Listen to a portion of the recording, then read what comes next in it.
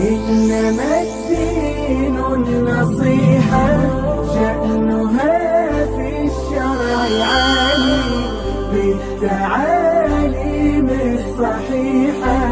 ينجلي سيف الضلال وبأحكام صريحة ارتضاها ذو الجلال فاتبع هدي النصيحة ترتقي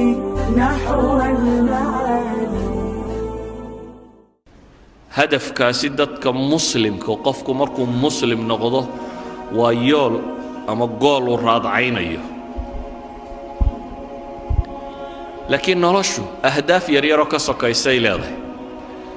وحال الربا أهداف يريرو سوكا إني أخد ميسو هدف كوين يعني wax kasta oo hadafka weyn ka weecinaya waa inuu noqdo waxaan macna badan agtaada ka sameeynin مثلا inaad xoogsato oo shaqaysatid oo hanti yeelatid waa mubaax waa wax banaan noloshana waa laga rabaa laakiin haday hadafka ku weydaarinayaan ka waran ilaahay ku quraanka ku amaanay wuxuu leeyahay maxay rijaalun لا تلهيهم تجارة ولا بيع عن ذكر الله وإقام الصلاة وإيتاء الزكاة كوحبا إلهي أماني كوحدا الأماني وحلقوا المامي رغنمو الرجال ويان باليدي والرجال محيكو سفوبة لا تلهيهم تجارة ولا بيع عن ذكر الله باع مشتركة إيا لعقتا كسب الشديدو كما ويعيسو ما إلا وسيسو هدف كي ويناه oo ah inuu salaad oogo inuu zakar la yimaado inuu ilaahay caabudo inuu xuso in aakhiro hortiisa ay taalo yakhaafuna rabbahum inay rabbigood ka cabsanayaan maalin qulubta ay gagadoomayso idan hadafka weyni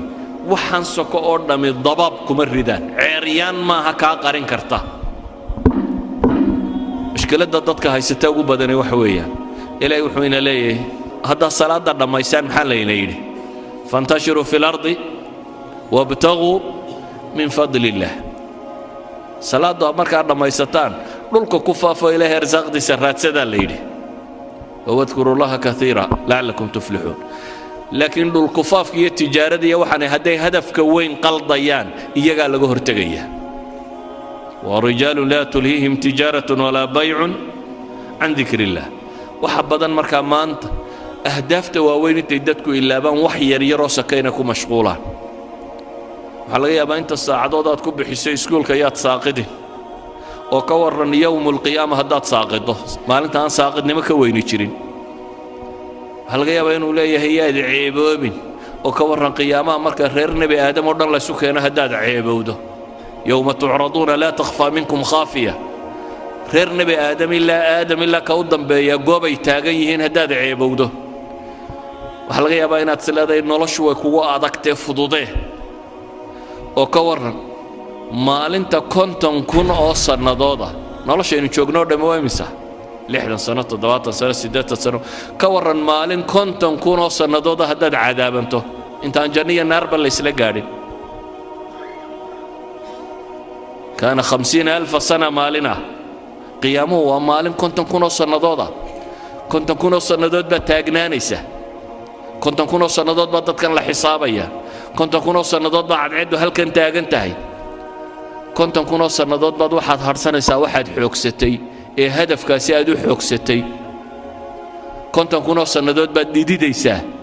oo dhididkaagu wuxuu gaadhayaa halka waa dunuubtaadu joogtay 50,000 oo sanadood baa ragga qaar harsanayaan oo carshu raxmaanka harsanayaan ay ka mid ahaayeen dhallinyaradii ku kobocday maxay ilaahay cibaadadiis madaxdii cadaaladda samaysay kuwii habeenkii istaagay ee ishooda ay ooyeysay kuwii gacantooda midig waxay bixinaysaa gacantooda bidixaanay ogeyn kuwii shahwaatu nafsiga ka soomay ee naaga quruxda badan leh inta u yeedheen ku yidhaahdeen ilaahay baan ka cabsanayaa ama inantii inanka quruxda badan leh u yeedhee tidhi waar ilaahay baan ka baqayaa ayay dhaaf kuwaasi waxa la yidhi iyagu carshu raxmaan bay harsanayaan cadaabkanaad ku jirta iyo waxa kana arki maayaan ka waran haddaad sileeday nolosha waxaad u baahantahay way kugu adkaatay biyo lacabo iyo sharaab iyo waxoogaa dabdabacsani inaad u samayso ka warran 50 kun oo sannadood haddii haraadka u kaa siiyo iyo ninka xawdka nebi maxamed ka cabayaan haraadayninba yacni hadafka weyne hadduu lumo noloshan soka qiimo ma leh shayaatiinu linsi waljinnina waxay isugu tageen inay hadafkaa weyn qariyaan oo ay kugu mashquuliyaan ahdaaf yaryaroo soke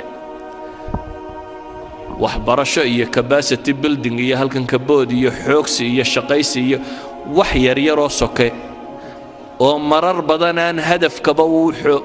qiimaynaynin dhallinyaradana iyada waxa u sii dheer qaar aan tannaba wax ka tarin baaba lagu sii mashquuliyey hebel baa laadiya heblaaya kolayga ku riday kubad oo hadduu ku rido maxaa kaa galay maxaa ka soo baxaya ninbaa kubad 2 birood dhex mariyey maxay nolosha ku soo kordhisay gool baa la dhalay maxay nolosha ku soo kordhinaysaa aakhirana wax kama tarto adduunkana wax kama tarto idan ahdaaftii rasmiga ahayd dowradan waxaa la idinku qabanayaa baan rajaynayaa in ahdaafta alla saxo inaynu dib u xisaabtanno oo dib nolosha u hagaajinno inaynu buusalada hagaajisanno garanno barul ammaan xaggee lagu gaadhaa doon baynu saaranay noloshu waa doon badweyn ku dhex jirta hadday buusaladaadu sax tahay markabka badweynka soconaya haddii buusaladu kambasku hadduu u saxan yahay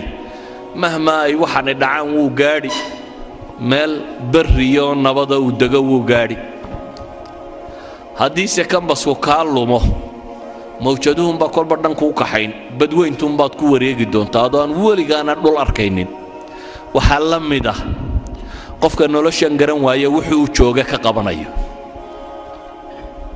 haddaad cab oo cayaar oo boodbood oo wax dhal oo xoogso oo daaradhis oo kan samee dan hargeysaa joogtaan bal suuqa hargeysa isdhex taaga raggii dhisay meeye waa daartii xaaji hebel iyo watii ilmo hebel uma maqlaysaan meeye xaajiyadii ka tageen aarahan hargeysada aan maanta dhex joogtaan raggii lahaa cidi kama noola xaggay joogaan waa kuwaynu meelahan ku marro xataa magac male hadda xabaalaha ka bannaybana asxaabulqubuurkii xaajiyanimadii iyo magacnimadii iyo maamuuskii iyo hebel wixii lumiye waa asxaabilqubuur waa dadkaa godadkaa ku jira ciiddaynu ag marayno ma waxaad diyaar u tahay inaad danda intaad dhisto ku biirtid kuwa magaclaawe halkaa ku jira aan la kala garanaynin xufraddan ay ku jiraan dabcan qaar bay janno u tahy qaarna naar bay u tahy laakiin inaga agteenna waa asxaabulqubuurun waxay isweydiinta leh markaa war maxaynu u noollahay dhallinyaroy xaggaa ku socotaa noloshaadu xagga ku socotaa jaamacad baan ka baxay shahaadad baan qaatay shaqo fiican baan helay war waad tegaysaaye waxaasoo dhammi waa maalmo waxaasoo dhammi kam labistum cadada siniin baa lagu weydiin doonaa labitnaa yowman aw bacda yowm fas'al ilcaadiin baa ku xigta maalin ama maalin badhkeed noloshii oo dhammi waxay kula noqon maalin ama maalin badhkeed markaad kalaba garan weydaad waxaad leedahay fas'al ilcaadiin kuwii tirin jiray bal ha la weydiiyo adigu inay maalin tahay iyo inay maalin badhkeed taad kala saari kari laaday ee bal cid labadaa kuu kala rajaxda ha la weydiiya baa taagan tahay oo nolosha ma maalin badhkeed baad dooratay marka ayuha alikhwa hadafka aynu raadacaynayno adiga lagaaga baahan yahay hadafkaa wixii lagu gaadhi lahaa cilmiya ragannimo ah xoogsiya dadaala adigaa lagaa rabaa inaad la timaado adiga jid baa lagugu talagalay guul iyo guuldarro iyo waxani waa iska meel soke adiga waxaa lagaa rabaa inay naftu kaa baxdo adoo rabbigaa caabudaya adigoo ariiqa saxa ah haya waxaa lagaaga baahan yahay as'ilada kugu soo beeganta nolosha inaad ka jawaabi karto oo aad uga jawaabi karto hadafkii lagu abuuray wixii aad ku gaadhayso kelmadaydu markaa waxay ku kooban tahay nolosha yoolkeedu yuu idinka qaldamin ilaahay waxaan ka baryayaa subxaana wa tacaala inuu ina wada sugo inuu inagu sugo ariiqa xaqa ah inuu inaga badbaadiyo cadaabkiisa inuu inagu sugo jidka jannada loo maro kuwii islaamnimada ku dhintayna laynaga yeelo subxaana wa tacaala